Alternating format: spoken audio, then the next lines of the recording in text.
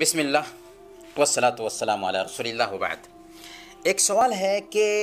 اگر کوئی آدمی کرونا وائرس سے وفات پاتا ہے اور وہ ایمان والا تھا تو اس کا کیا حکم ہے؟ دیکھیں، اگر کرونا وائرس کی وجہ سے کسی ایمان والے کی موت ہوتی ہے تو اللہ کے ہاں وہ حکمی طور پر شہید سمجھا جائے گا، حقیقی شہید نہیں لیکن حکمی طور پر شہید سمجھا جائے گا۔ صحیح مسلم کی روایت ہے، اللہ کے نبی صلی اللہ علیہ وسلم نے ارشاد فرمایا، الشہداء خمسۃ، 5 طرح کے لوگ شہید سمجھے جاتے ہیں۔ مطعون، جس کو نیزہ مارا گیا ہو، پیٹ کی بیماری میں مرنے والا، ڈوب کر مرنے والا، ملبے کے نیچے دب کر مرنے والا، اور اللہ کی راہ میں شہید ہونے والا۔ یہ 5 طرح کے لوگ اللہ کی نظر میں شہید ہیں۔ تو اللہ کی راہ میں جو حقیقی معنوں میں قتال کرتے ہوئے شہادت پاتا ہے وہ تو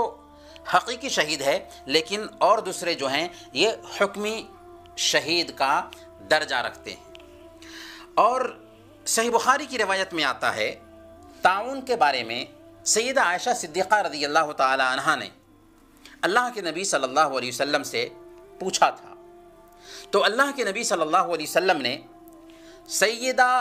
عائشہ رضی اللہ تعالی عنہا سے فرماتے ہوئے کہا تھا، انہ کان عذابا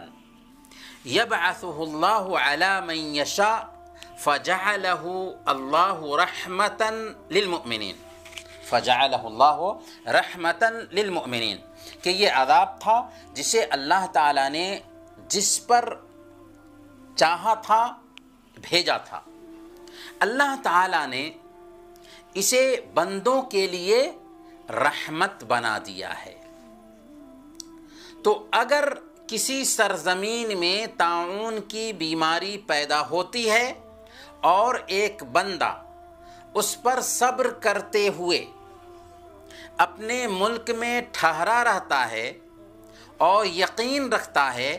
کہ اسے وہی لاحق ہو سکتا ہے جو اللہ رب العالمین نے اس کے لیے مقدر کر دیا ہوگا، الا کان لہ مثل اجر الشہید، تو اسے شہید کا ثواب ملتا ہے۔ طاعون بھی کرونا وائرس کے جیسے متعدی بیماری تھی، اور